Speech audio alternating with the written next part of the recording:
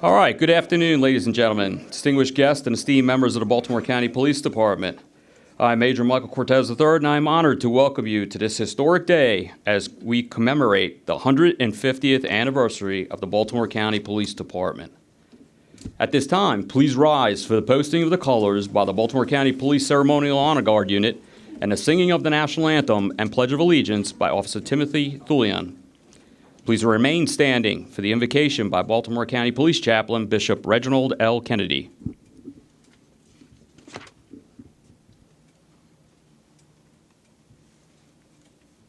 All uniformed personnel, nod and hoop. Colors, rifles port, on. Forward, march.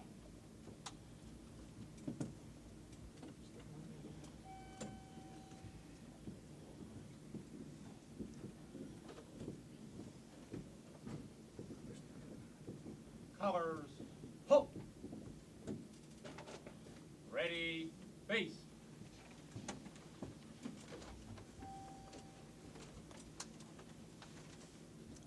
All uniformed personnel, freeze and on. Oh, say, can you see by the dawn's early light what so proudly we've hailed at the twilight's last gleaming, whose broad stripes and bright stars through the perilous fight, oh, the ramparts we watched were so gallantly streaming, and the rockets regling, the bombs bursting in air, gave proof through the night that our flag was still there. Oh, say does that star-spangled banner yet wave? Oh, the land of the free and the home of the brave. I pledge allegiance to the flag of the United States of America and to the republic for which it stands, one nation, under God, indivisible, with liberty and justice for all. Order, on. Ready, face. Colors, forward, march.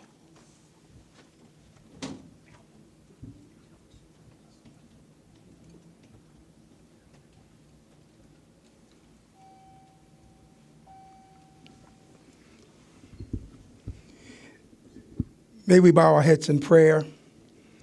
Wonderful and eternal, loving and kind God, our Heavenly Father, we bow before you on this beautiful moment of history. We thank you, O God, for the blessings and the favor of this day. We thank you that in April the 11th, 1874, you established and covered this department as they began that journey of protecting and serving the people of Baltimore County. We thank you, Father, for your love and your kindness, your strength. We pause, Father, to thank you for every brave man and woman who day after day face their fears head on by serving this great community. We pause in our hearts to remember those brave men and women who have given the ultimate sacrifice down through the year. We remember their service today. So we ask you, as we gather, that you would fill this place with the joy of this moment, that this will be more than a ceremony, but a time of reflection and joy, realizing if it wasn't for your guarding of us, we would not be here today. We thank you for life and livelihood. And we ask even now that you would protect this department as they go forward, Let these brave men and women continue to serve you and this community in a special way. We thank you. We pray this prayer in the one who is our chief protector, and we all say, amen.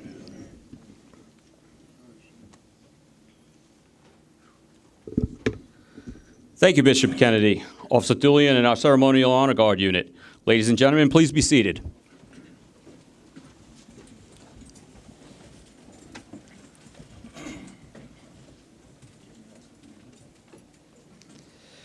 At this time, I would like to introduce our honored guests and participants in today's ceremony. Please hold your applause until the last guest has been introduced. Robert O. McCullough, Chief of the Baltimore County Police Department. Good afternoon. The Honorable John A. Osefsky, Jr., Baltimore County Executive. Good afternoon. Mrs. Rebecca Young, Deputy Administrative Officer for Public Safety. Good afternoon. Bishop Reginald L. Kennedy, Chaplain, Baltimore County Police Department. Good afternoon. Rabbi Norman Lowenthal, Chaplain, Baltimore County Police Department. Terrence B. Sheridan, Retired Chief of the Baltimore County Police Department. Good afternoon. James W. Johnson, Retired Chief of the Baltimore County Police Department. Good afternoon. Michael H. Gambrell, Retired Chief of the Baltimore County Police Department. Good afternoon. Melissa R. Hyatt, former Chief of the Baltimore County Police Department, who is unable to be here today due to a scheduling conflict. Dennis Robinson, Retired Colonel of the Baltimore County Police Department. Good afternoon. Miss Shirley McGuire, Retired Sergeant of the Baltimore County Police Department. Miss Marty Franklin Moten, Retired Officer of the Baltimore County Police Department. Colonel Dennis J. Delp, Chief of the Professional Standards Bureau. Good afternoon. Colonel Joseph D. Conger, Chief of the Administrative and Technical Services Bureau. Good afternoon, everyone. Colonel John J. McGann, Chief of the Criminal Investigations Bureau. Good afternoon. Colonel Christopher M. Kelly, Chief of the Operations Bureau. Good afternoon. Sheriff Richard Height, Baltimore County Sheriff's Office. James Benjamin, Baltimore County Attorney. Good afternoon. The Honorable Izzy Patoka, Council Chairman, Baltimore County Council, District 2. Good afternoon, everyone. Sergeant David Rose and Lieutenant Michael DeCara, representing the Fraternal Order of Police, Lodge 4. Good afternoon. Officer Shelley Knox, President of the Blue Guardians. Good afternoon. Retired Detective Rick Saylor, President of the Association of Baltimore County Retired Police.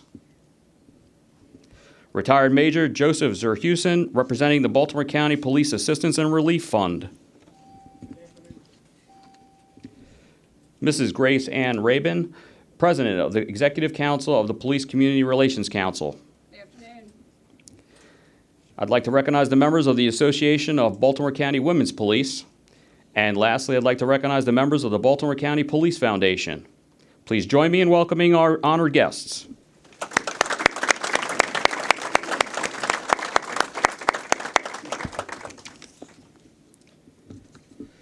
Today marks a significant milestone in the history of the Baltimore County Police Department. As we reflect on the achievements of this esteemed agency, we acknowledge a legacy of courageous men and women whose commitment to upholding our core values of integrity, fairness, and service shaped our department into the formidable force it is today.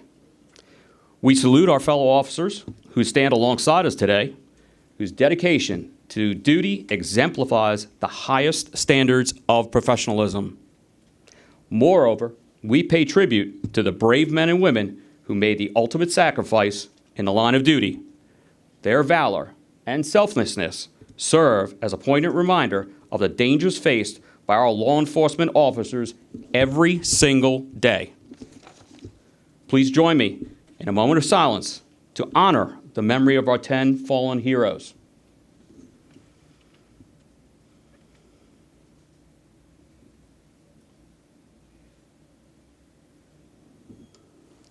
Thank you. At this time, I will turn the program over to the Chief of the Baltimore County Police Department, Robert O. McCullough.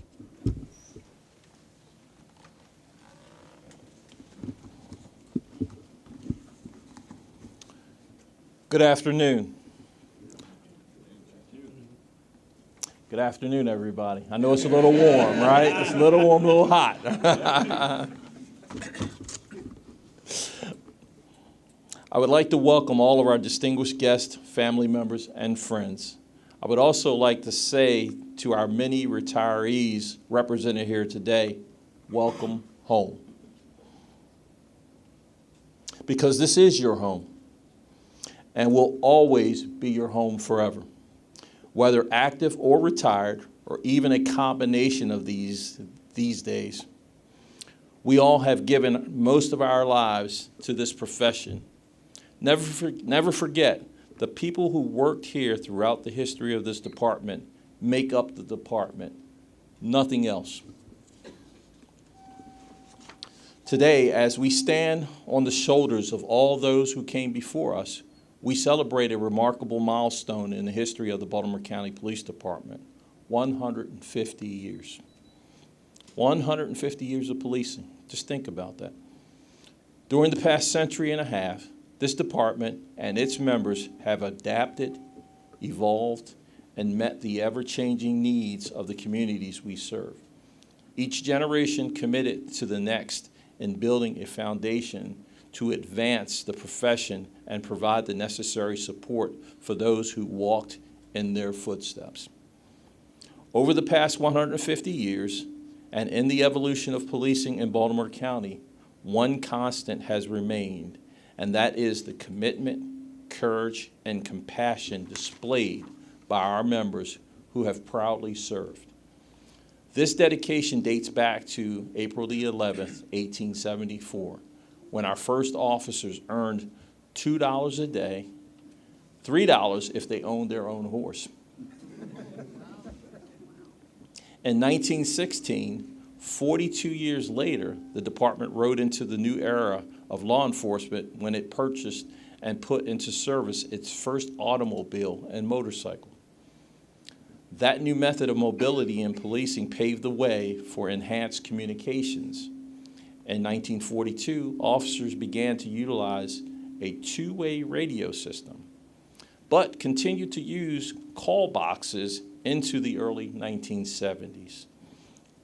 There's many people in this room that use call boxes. If you use a call box, raise your hand. Don't be shy.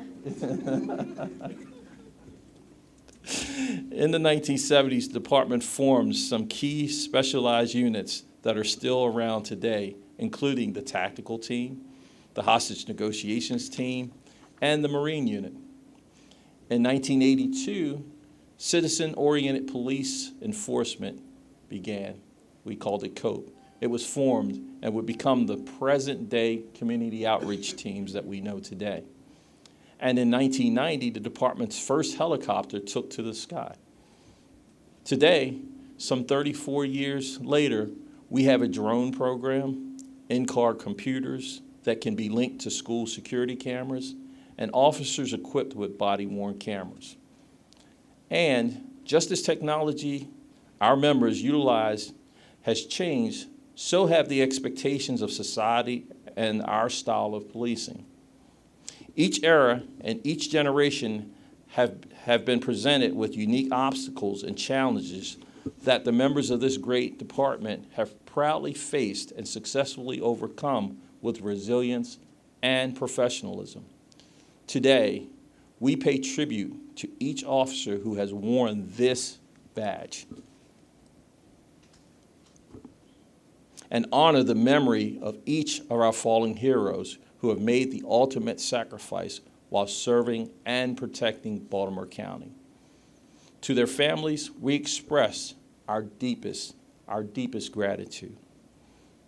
As we reflect on our past, let us also look forward to the future and consider these words written by the English poet William Wordsworth. Life is divided into three terms: that which was, that which is, and that which will be.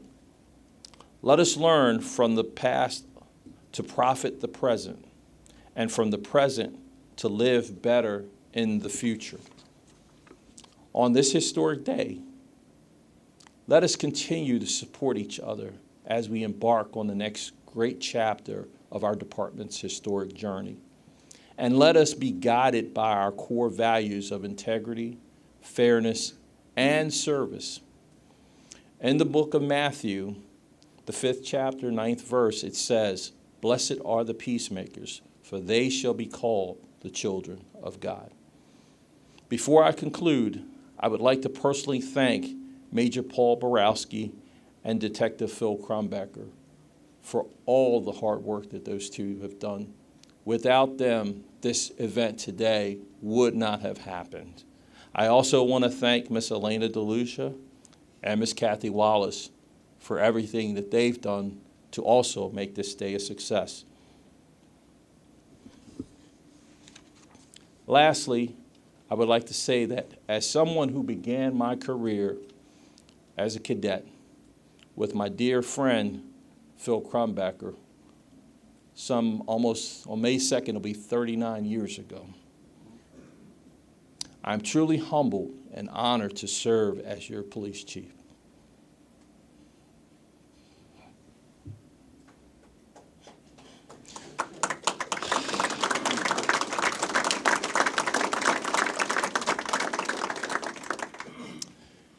Thank you, and let us celebrate this momentous occasion together as one big family. May God continue to protect you. May God continue to bless the noble work that we do. Thank you.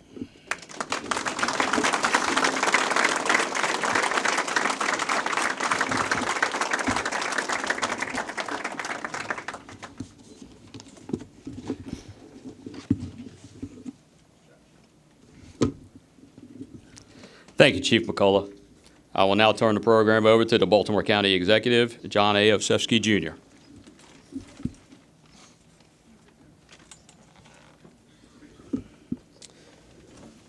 We'll try this the first time. Good afternoon, everyone. Perfect. Thanks to our amazing chief for warming us up there. Congratulations on 150 years of vigilant, steadfast, and courageous work. Thank you to Chief Robert McCullough for your continued leadership and tireless dedication to our officers and the communities we serve. We also thank and welcome back Chief Sheridan, Johnson, and Gambrill. Thank you all for your service as well. Thanks to our Executive Corps members, the retired Executive Corps, and all former and current members of this historic department.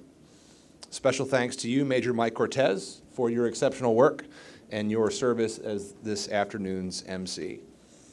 150 years. It is an incredible milestone for this department. A century and a half of brave service.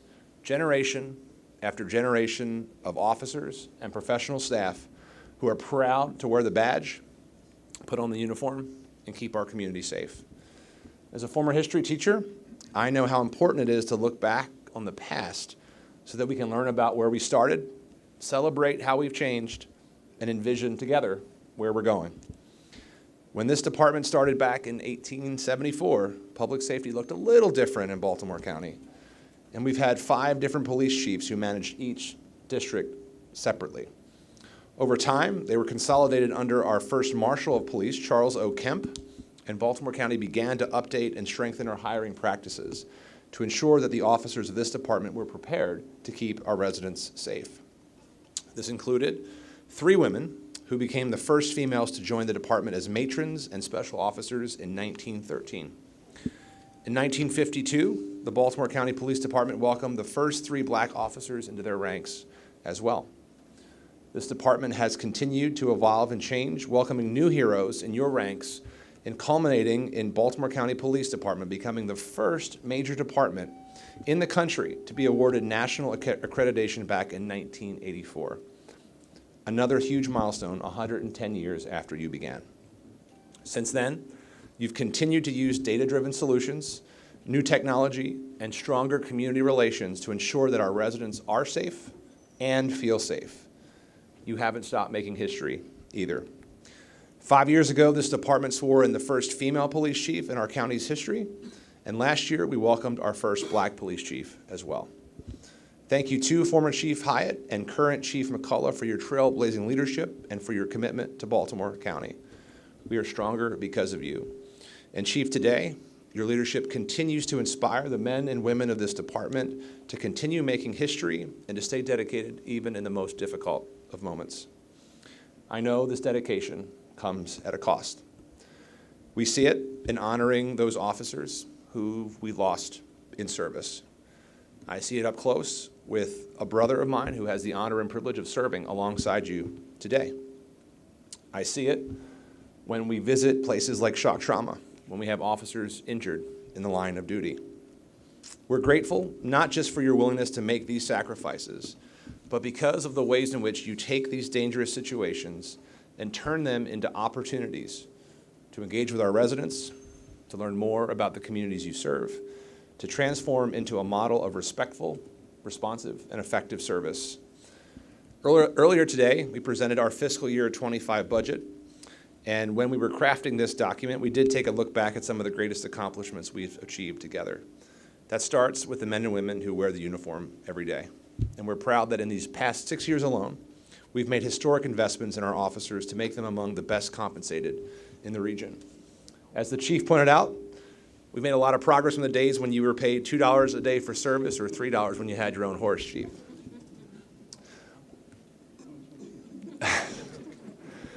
We're going to continue to make those critical investments not just in our people, but in our infrastructure, including the $22.5 million to finish the brand new Wilkins Police Precinct, as well as millions of upgrades for our support operations, pistol ranges, and forensics departments. Additionally, we're requesting more than $25 million to build a new Essex precinct with the fiscal 26 referendum.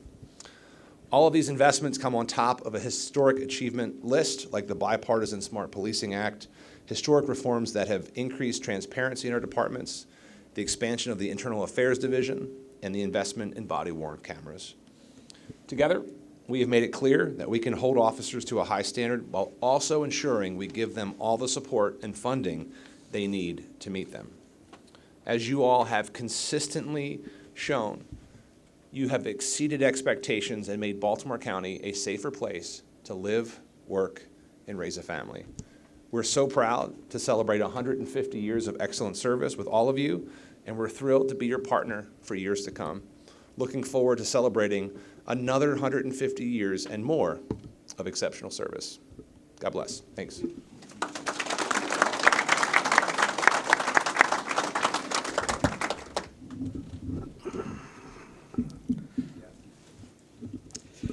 Thank you, Mr. Oskowski. I will now turn the program over to retired Chief of the Baltimore County Police Department, Terrence B. Sheridan.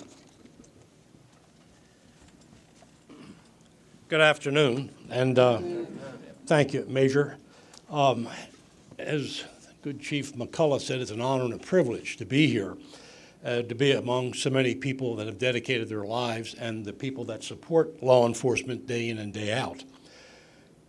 Going back in the history, 150 years, my wife and I, family and friends, often we go into Baltimore to a small restaurant that we enjoyed.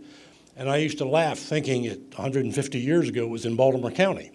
And that's the Baltimore City got much larger, and I wasn't on the job yet, Chris. And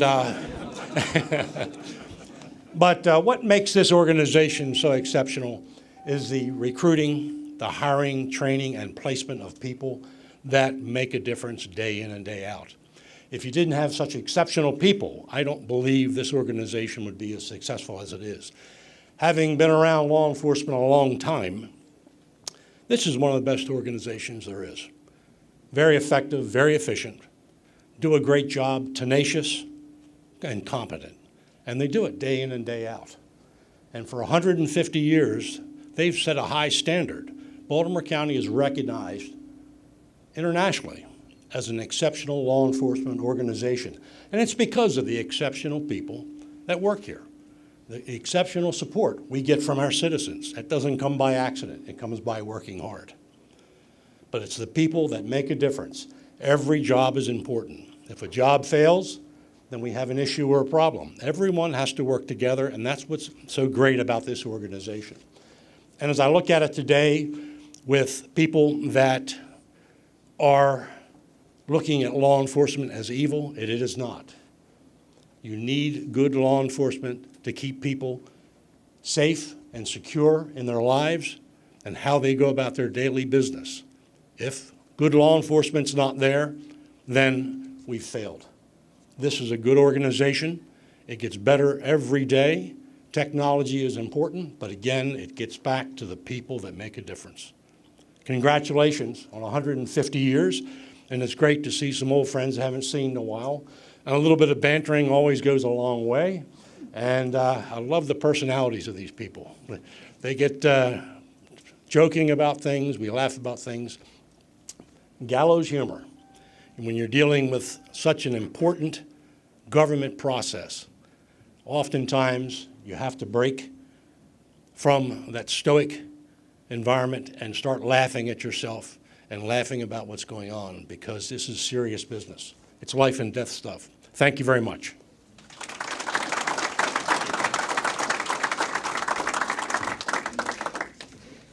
Thank you, Retired Chief Sheridan. I will now turn the program over to Retired Colonel of the Baltimore County Police Department, Dennis Robinson.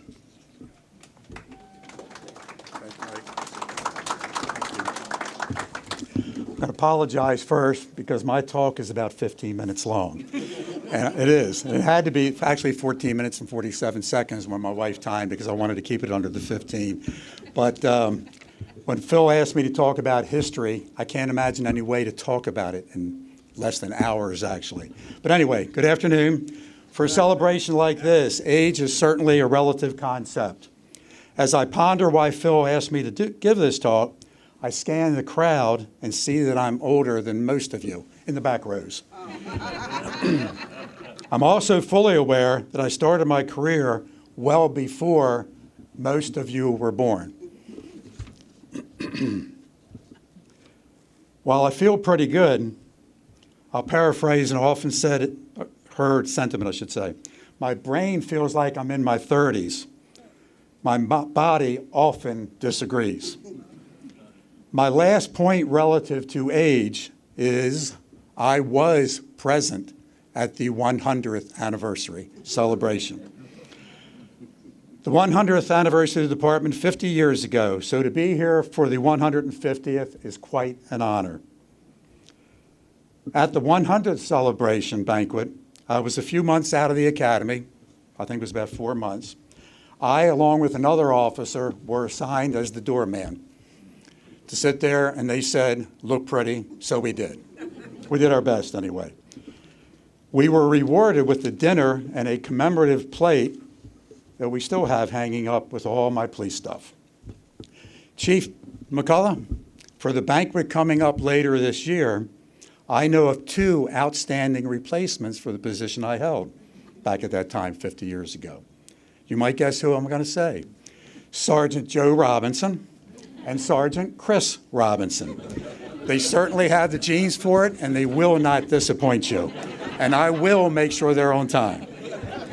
Now, for the purpose of what Phil asked me to talk about today, a little historic perspective. I'm somewhat of a history buff, and I'll be repeating a little bit of what you heard. I appreciate history in that it shows us how we got to where we are today. It helps us prevent mistakes, and it also helps to appreciate how far we have come. While in the cadet class, we occasionally had to use high-tech manual typewriters. I started that cadet class in 1971. Fortunately, with that high-tech manual typewriter, a fellow cadet, now retired Captain Roger Sheets, taught me how to use the typewriter. He went a step further and taught me how to change the ribbon in a typewriter. My first assignment was in Central Records as a cadet with Cadet Tom Vargas, who many of you may know. And later, I was assigned as a cadet to the chief's office. I was often called the chief's driver. While I rarely drove him, there was an occasion that I vividly recall a conversation with Chief Enzer. He told me that his dream was to have the starting salary of a police officer at $10,000. I was stunned. I was making a little more than $5,000 at the time. I was astonished that such a salary might be possible someday. I must have slowed the car down a little bit because the chief, in a very exaggerated way, told me to push on the gas pedal and get moving. Mentioning the chief's office reminds me of another high-tech item we had at the time. It was the departmental roster in his office at the old Kenilworth headquarters. A label maker was used to identify every section and division of the department. I see Colonel Rogers shaking his head. He's seen that, and I wish I had a photograph of it. The label was affixed to a magnet and placed on the metal wall. They were color-coded to identify vacancies, rank, as well as every section and division in the police department. At a glance, you saw the entire department. As a cadet, that was part of my job. This wall reminds me of another story. The wall also served as a disciplinary tool. A cadet was driving a little loudly in front of headquarters on Kenilworth one day while he was getting off work, leaving Central Records. It was witnessed by Sergeant Donald Shriver, who some very old-timers would remember. And the next day, the cadet was called to the chief's office. He was a little nervous until he walked into the chief's conference room, and then he became terrified when he saw Chief Enzer remove his name from the board, motioning as if to toss it in the trash can. After, of course, making this point, he allowed the cadet to place his name back on the board and resume his career. That career finished at the rank of captain many years later. So as not to embarrass the captain, I'll just say his initials were R as in Roger, S as in Sheets. And he did give me permission to do that, and he also asked me to convey his best wishes to the department. My academy class was the 46th. We graduated in January of 1974. It included the first female officer hired to work patrol. It was Officer Joyce Cheney. Prior to that, females were hired only to be given investigative roles, not for patrol work. Indeed, times have changed, so bear with me as I go through a list of the department equipment, technology we had at the time of the 100th anniversary, so you might appreciate it 50 years later. Let me preface my comments by saying that I had a career I would not trade for any other. I'll be talking about changes the department had in equipment back in the day. It would be wrong to interpret it as complaining, far from it.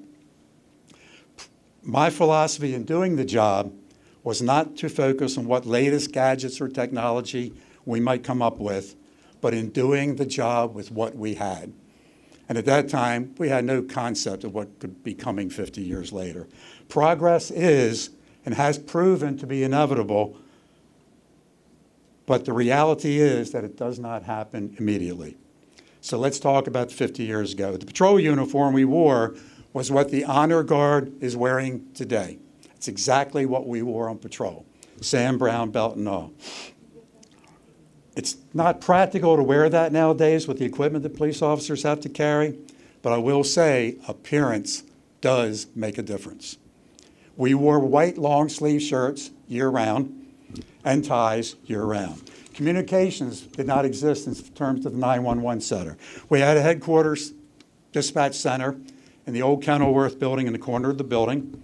When a call was received, basic information was taken and put on a card by the person answering the telephone. The person would take that card, go to a carousel of books over the size of a telephone book, look up the address and identify the police car number that handled that area.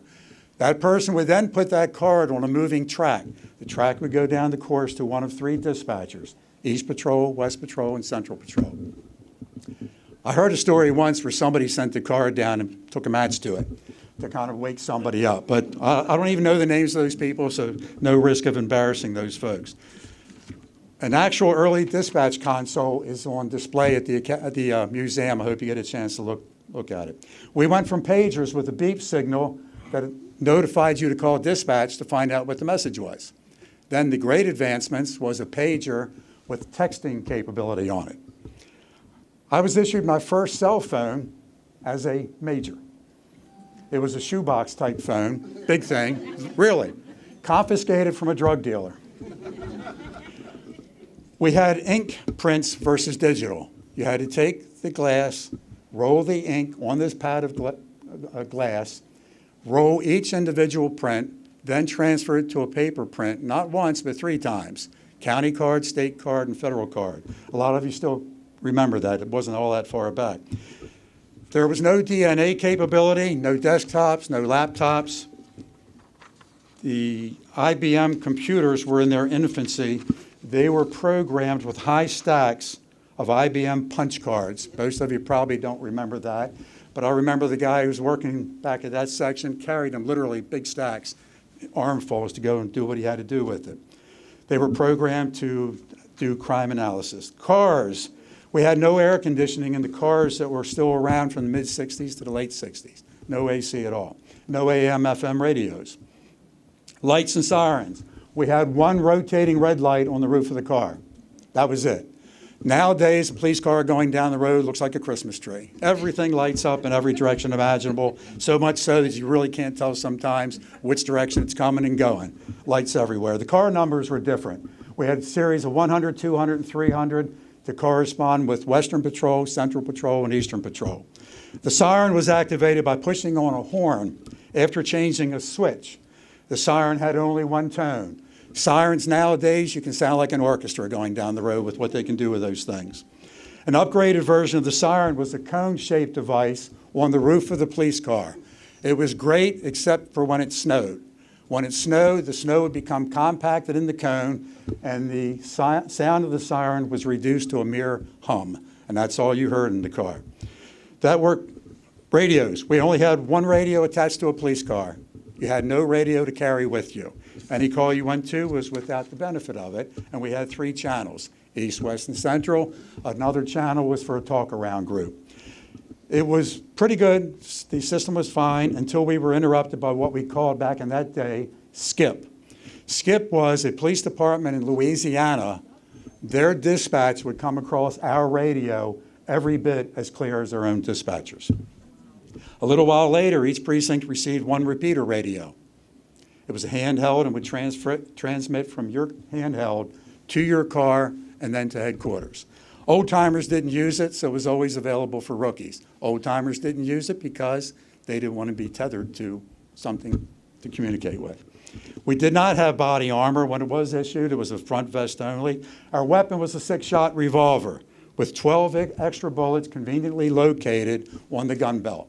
Those bullets were brass. We had to polish those, and the reloading was one at a time. So you had a total of 18. No helicopter. Aviation was started by a police officer who leased his plane, as I understand, for $1 a year. No Marine unit. That was also started by a police officer. The first hostage negotiation team vehicle was an old Ambo. No ear protection at the range, which might explain why I frequently ask my wife, Barbara, to repeat things. No law enforcement officer's Bill of Rights. We did get it in the early 70s. It's gone now, and I'll get back to that later. Academy classes were about 16 weeks, beginning with the class that started last Saturday. I understand it's 32 weeks now. We had no academy facility. We had a very small classroom, auditorium type thing that held our classes in the Kenilworth location. We had no gym, nothing else separate from it. Every police office in this building, including quartermaster, evidence, crime lab, central records, and even our own print shop, would fit into that building, which was about the size of a current modern-day library in Baltimore County with a basement. Our district court, for me anyway, was in the basement of a high store on Philadelphia Road. Not exaggerating. It was okay until the milk delivery came. And then you could hear the sound like the ceiling crushing in. More extraordinary, we had at my first precinct facility was a multi-purpose type building throughout history. It was originally a liquor store, converted to a magistrate's court and then to a police station without the benefit of a cell block. But we did have a steel support post in the middle of the open area where the desk sergeant was, and that's where we handcuffed prisoners to hold for processing. That's the old Fullerton station. I guess the county still owns it. I'm not sure exactly what it's used for. 50 years ago, 1974, the police budget was $18.8 million. I understand this past year, current fiscal, it's about $260 million. I guess we'll find out the results of today, what it's going to be at for the next fiscal year. Okay, no doubt. Appreciate what you have, knowing eventually things do change. Now, these are the tangible items I mentioned. Let me talk about the intangible. I entered the police department when public sentiment did not see policing in the most favorable light. Old timers would remember that. We had civil disorders, demonstrations, Vietnam War protests, and very frequent attacks on police officers. During a so-called war on drugs, when there was a drug revolution going on. The tone was anti-establishment, and the police were seen as the establishment. This then evolved into the campaign slogan of the early 70s, the national campaign of law and order. It's broadcast everywhere. Society saw the repercussions of the anti-police movement, increased crime and smaller recruitment candidate pool. Sounds familiar. History does repeat itself. This evolved into efforts to recruit police. One benefit offered by the federal government was the Law Enforcement Education Assistance Program, in which recruits would have a guaranteed payback on their college tuition. If you committed to 4 years of service, 25% was paid for each year. It was not a lot different than what has happened in recent years with calls to defund, create more restrictions, and removing due process for officers, as seen in the abolishment of the Law Enforcement Officers' Bill of Rights. The Law Enforcement Bill of Rights worked well, but was abolished because it was construed as an excessive entitlement by those obviously not aware of the process and its application. In reality, it is little more than a set of due process procedures applied to administrative allegations of neglect and misconduct, not for criminal misconduct by police. People working in internal affairs would have known that. In Baltimore County, it was applied successfully for over 50 years. The abolishment of the Law Enforcement Bill of Rights is a detrimental change in the current police environment. It's an example of not learning from history. I hope future legislators see the error and fix it. For those currently in the profession, know that policing has adjusted to similar movements over the 150 years. So don't be discouraged by political whims or persuasions from the extremes. Focus on doing the right thing in the right way for the right reason. Take pride in what you do and service to others. I'm not going to dwell on the police environment of today, because that would probably take another 20 minutes, except to say that it is still evolving and will always evolve. Policing in a free society requires that the profession adjust to changes imposed by its society, the courts, as well as local, state, and federal legislators. While change is constant, what we consistently have are members of a profession, both sworn and non-sworn, with a commitment to service and integrity that overshadows the extreme few who fall short of that. Policing is often the art and science of being all things to all people. It has evolved to that because when all the social and government institutions intended to create a cohesive society fail, the burden of picking up the pieces falls on the police officer who gets the 911 call and walks up to the door. It seems contradictory to call police officers first responders, when in reality, they show up when everything else has failed, such as the family, education, mental health care, drug policies, the criminal justice system, and yes, at times, policing itself.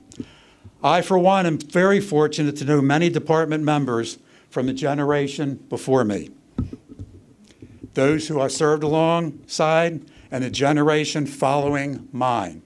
Together, we have a legacy to be very proud of. The most important legacy of our department, well beyond equipment and trends, as repeated already by Chief Sheridan, is you, each and every member of this department, past and present and future. And then there are those who gave all. Officer Ed Kuznar, Officer Charles Huckabee, Corporal Sam Snyder, Officer Robert Zimmerman, Sergeant Bruce Prothero.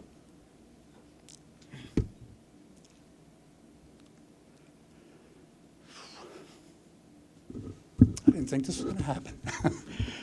Sergeant John Stem, Sergeant Mark Perry, Lieutenant Mike Howe, Officer Jason Schneider, Officer Amy Sorrells Caprio. Her mom was here earlier and had to leave. Never forget them. To the generation before me, thank you for what you gave us. For those of my generation, thanks for being there with me. We had a great ride. For the current generation, make a difference and leave it better for those following in your footsteps. Thank you very much. Oops.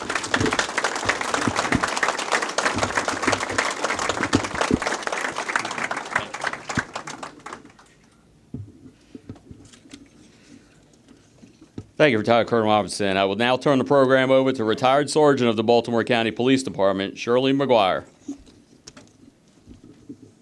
Thanks. That's a hard act to follow. He was my boss, and he was a great boss. And I think that you will find out we're all from the same generation, and I'm going to skip over a couple of things because Colonel Robinson has said them well. Chief McCullough, thank you for the invite. Phil, thank you for the invite. Major Cortez, it's a pleasure to meet you, and thank you for letting me be here. And to everybody else who I don't know, and all my old retired friends that I have seen. I've known Phil a long time, and I would best describe him as one of my work children, and I had a lot of those over the years. More than likely, other than the chief and Phil, I didn't think I'd see very many people I knew here today, so I'm glad that all the retirees are here. I've been gone longer than I worked here, and wherever Officer Speed is told me that's good because I'm into the county's money now. If you haven't figured out yet, I'm old, and the next reference will confirm that. In 1964, I recall Bob Dylan releasing a song entitled "The Times They Are A-Changin'," and they were. I doubt Mr. Dylan, if you want to call him a mister, I don't think he was talking about the same changes we are, and I don't think that he knew how vast or fast things were going to happen. Only 10 years later, I came to work here. Change is the act of making something or someone different or improved. It pushes us forward. It's a good thing, yet sometimes it's very hard to do, and many will resist it. Communications, computers, and women are on the top 10 list of the most changed things in the last 50 years. The police department has certainly scored big in those three areas. Many of the bigger changes arrived after I retired. And Colonel Robinson went over a lot of things, but when I left, there was 2 computers in the station, the secretary's Word Perfect, that everybody was hoping to type on so they didn't have to use the typewriter.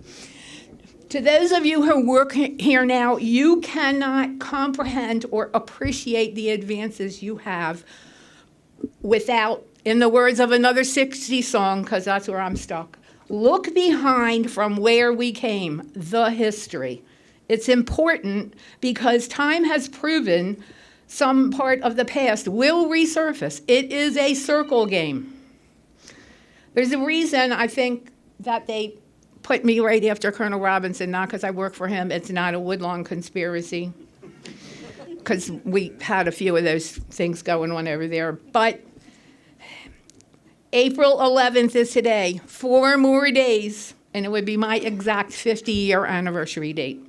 April 15th, 1974, females in law enforcement were very new. That's the day following right behind him in the 46th, the 47th recruit class started. There were females hired as patrol officers in his class. My class was the second. Prior to that, the ladies who were hired as policewomen, and the ones I recall being around then were Detective Linda Busick in sex crimes, Corporal Mary Price in detectives, the third, who everyone later knew as Major Pat Hanges of the juvenile division, and I have a vague memory of a name, somebody older than me here, help me out, of Helena Todd. The 47th recruit class had 52 recruits, 6 females, and 1 was me.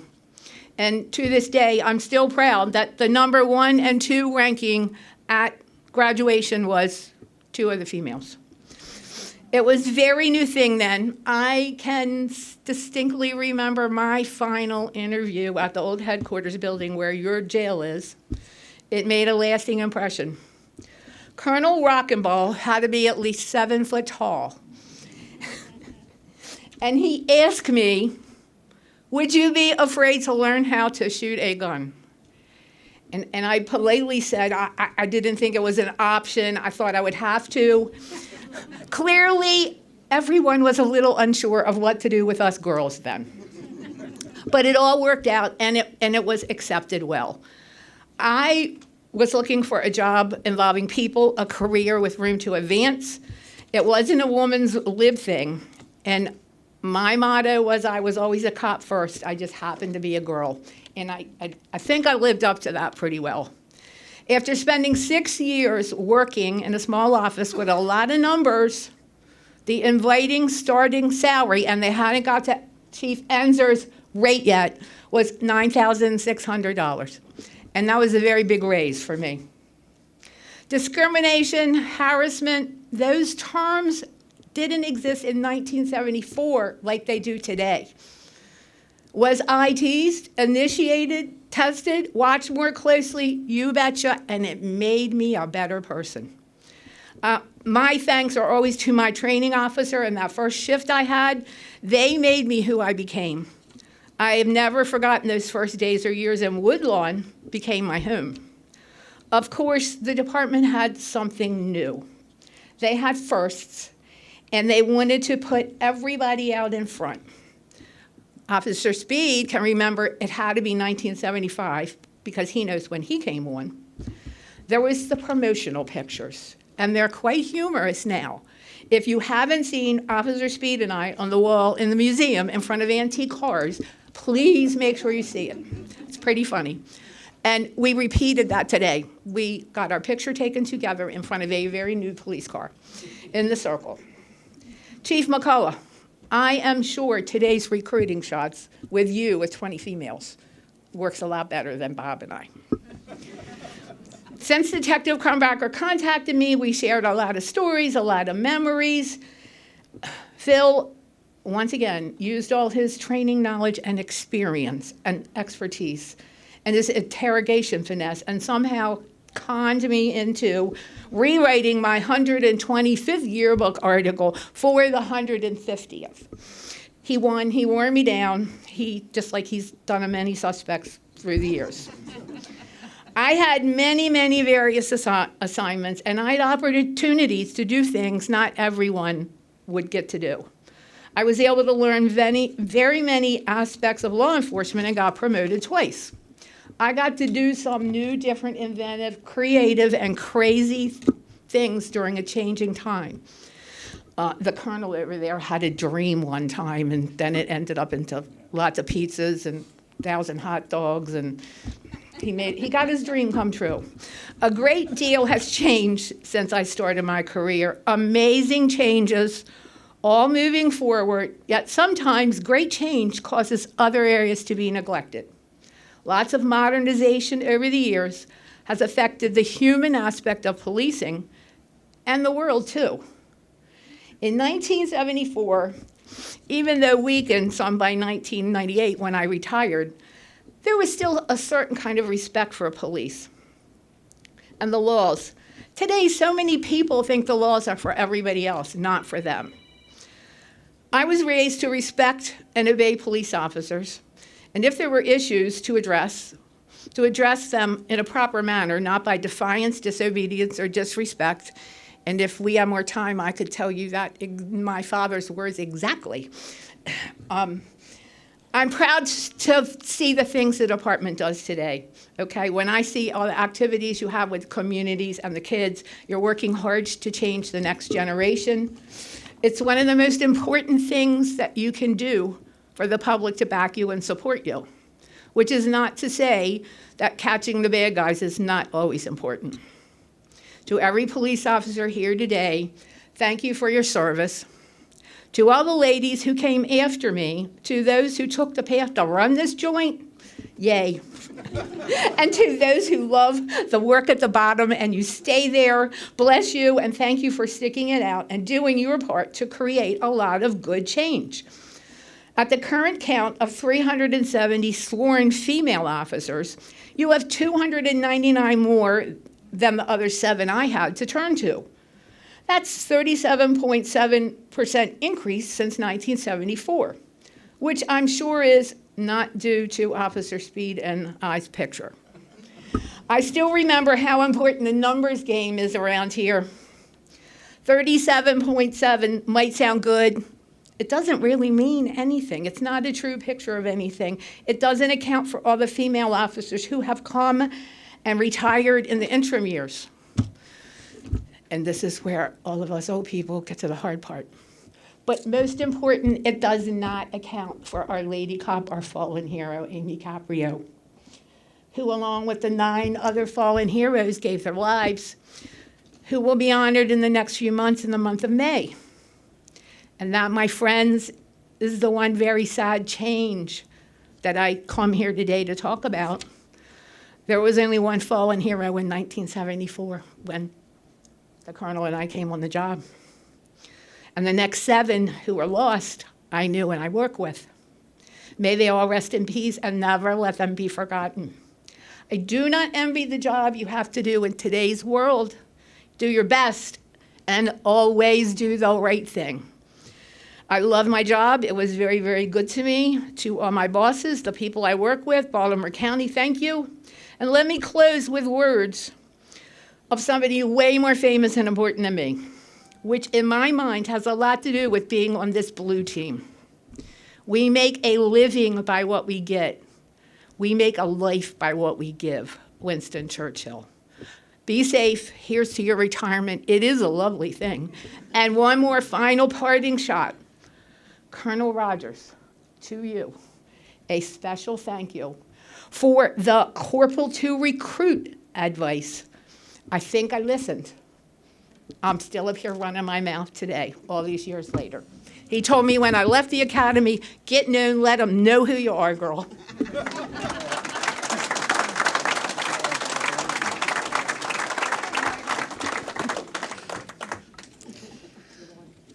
Thank you, Retired Sergeant McGuire. I will now turn the program over to retired officer of the Baltimore County Police Department, Marty Franklin Moten.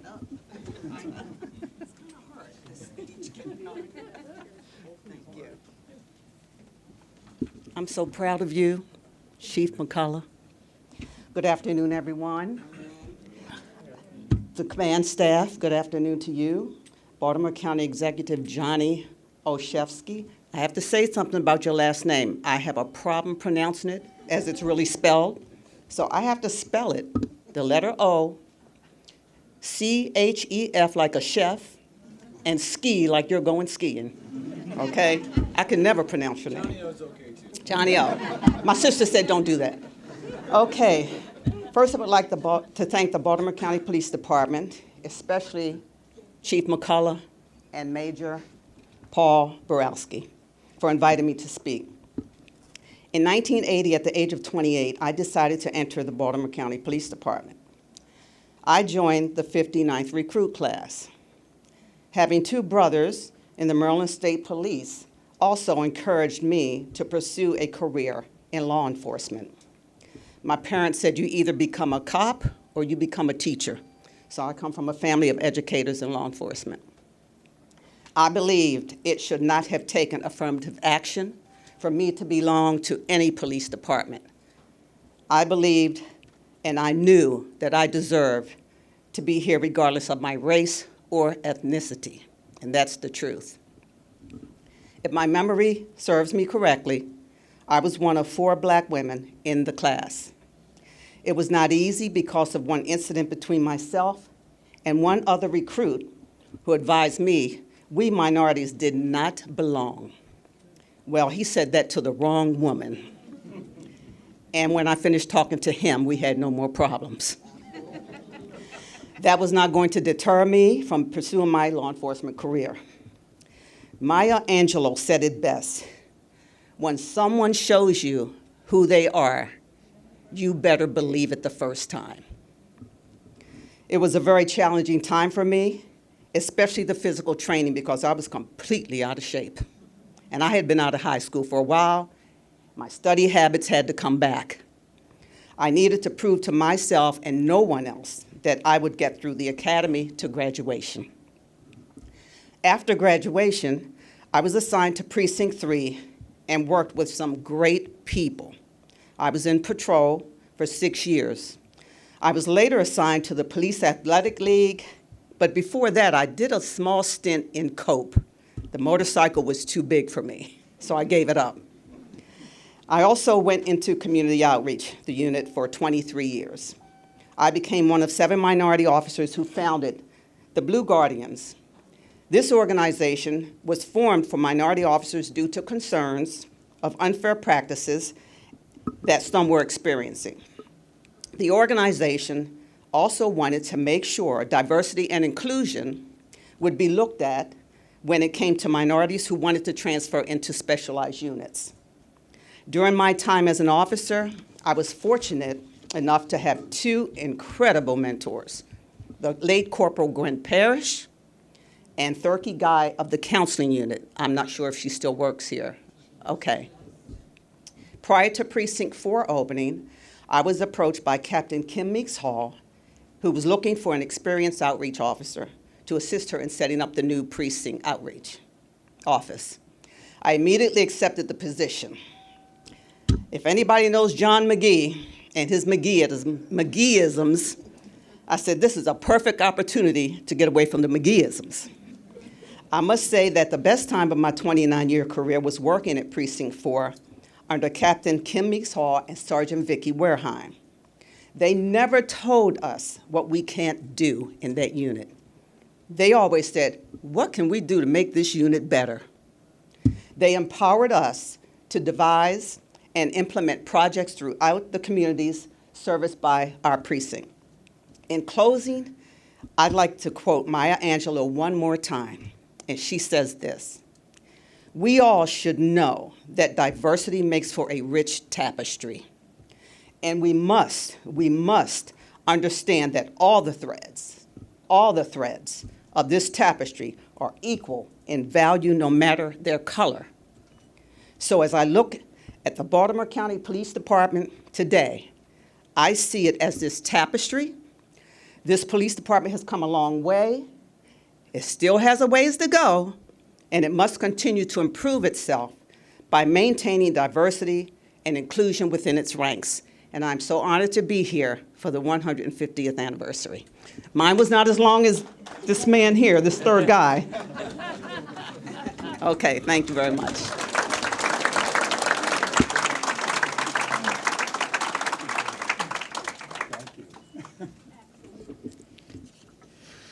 Thank you, Retired Officer Franklin Matone. I'd like to ask Chief McCullough and retired officers of the Baltimore County Police Department, Richard Harding and Mike Widenhouse, to please step forward. Okay.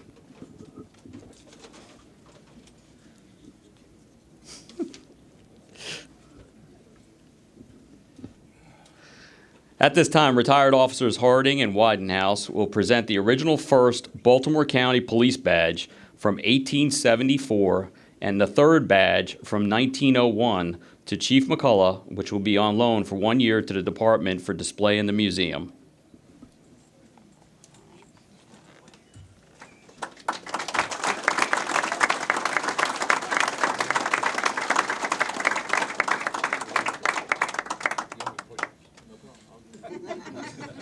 Rick Harden said, Rick was my PT instructor when I was in the academy. He said I still owe him some push-ups. And they also told me that, upon their passing, that they will donate these badges to the Baltimore County Police Department to be put in the museum permanently. I really appreciate it.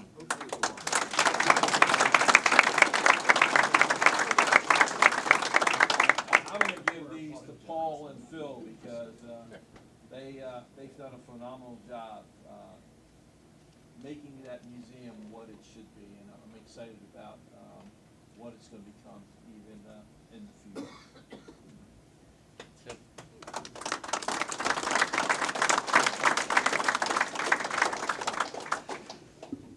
Thank you, Chief McCullough and retired officers Harding and Widenhouse. Before we conclude today's ceremony, it's important to shine a light on a fundamental aspect of our agency, its historical preservation. This invaluable role isn't mandated, expected, or considered a formal obligation. Instead, it's fulfilled voluntarily by unsung heroes who operate behind the scenes and without recognition. It is because of their shared knowledge, passion, and meticulous efforts that we understand where we began and the journey we've taken along the way. I'd like to ask Chief McCullough, retired Major of the Baltimore County Police Department Ronald Schwartz, and retired Officer Bob Speed to please step forward.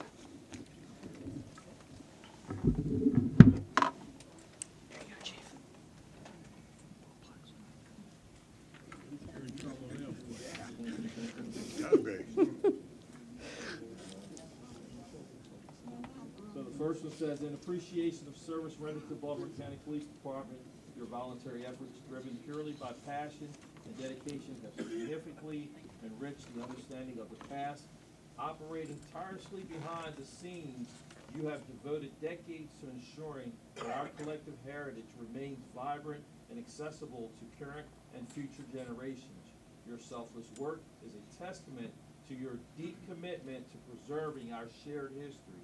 The department presents retired Major Ronald Schwartz and retired Officer Robert B. Speed, Jr., a certificate of appreciation on this 11th day of April in the year of 2024. And I had the privilege of working with both these guys, and no two finer guys and no two finer men in terms of encouraging the generation behind them. So, thank you.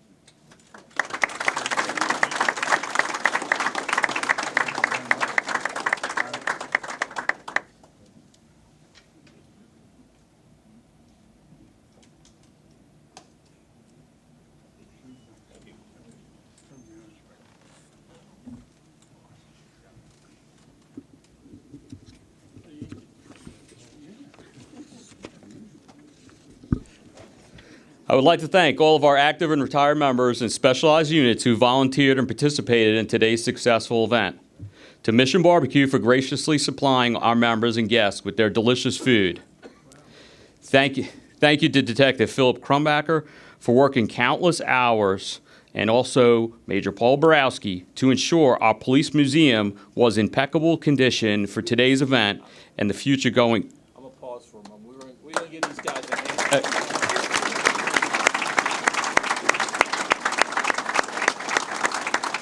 You guys have no idea how hard these two guys worked, and there was others that helped, but these guys worked tirelessly, and you can see the byproduct of it on their faces and in their eyes right now. So, we are eternally grateful. Thank you. Give me a second. I threw you off. That's okay. All good. All good. Yes. So I wrote in here because it was interesting when I spoke to Phil earlier this evening, last night actually. This week he located a treasure trove of historical items to display within the museum, such as officers' reports dated as far back as 1925, and with the Baltimore County Police Department uniforms from the 1950s. Phil just showed me everything that he found, and it was absolutely incredible. It was breathtaking to see all the history there. Also, I'll just continue with the thank you to both of them, and also Major Paul Borowski, for he continuously, as we see every day, the emails about the 150th anniversary upcoming events, such as the 5K, and also the gala, which is being really put forth so that everybody remembers that this is what it's all about this year. I would also like to thank, just like the Chief did, Miss Elena DeLucia and Miss Kathy Wallace from the Chief's office for volunteering their time for this event. And just a reminder to everybody here and anybody else, also there's going to be an after-gathering celebration at Nick's Grandstand Grill and Crab House from 3 to 7 this evening. At this time, I would like to ask Rabbi Norman Lowenthal to please step forward to give the benediction. Before we offer the blessing of benediction, I just wanted to say that as a citizen of Baltimore County and as a chaplain with an inside view for about 10% of the department's history, this department is a blessing, truly. Let us be in an attitude of prayer. With heads bowed and hearts lifted, we celebrate in reverence to the Almighty, grateful for 150 years of devoted service by the Baltimore County Police Department. As we reflect on achievements, challenges, and lives touched, may we honor the professionalism and dedication of all those who have worn the badge and those who support them. In this moment, we give thanks for the legacy of integrity that guides each officer's footsteps, inspiring trust and confidence. Let fairness be our beacon, seeking justice with impartiality and compassion, ensuring dignity for all. As we renew our pledge of service, may we honor the selflessness of those who protect and serve. With this heavenly guidance, may integrity, fairness, and service illuminate our path, strengthening our bonds that unite us. May divine blessings of wisdom, protection, and grace accompany us on our journey forward. With gratitude for the past and hope for the future, let us move forward together, guided by faith and committed to serving with honor and respect. And let every heart say, amen.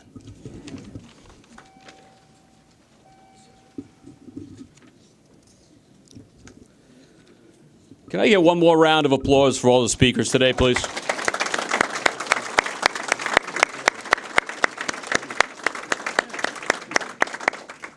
I've been fortunate enough to MC the ceremonies for about 8 years now when it comes to promotions, Fallen Heroes Day, and also the ceremonies for our awards. And this here, outside of the Fallen Heroes Day that I do every year, which is my highlight, this is absolutely the second one, and this is amazing. Just to listen to the history of the department, I have 32 years on, and some of these folks I see out here in the audience, they're the reason why I'm here today as a major in this police department.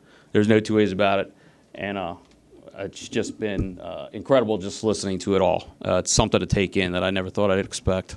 So outside of that, this has been an amazing day for everybody. I hope you all enjoyed the celebration that continues today, whether here or anywhere else in the building.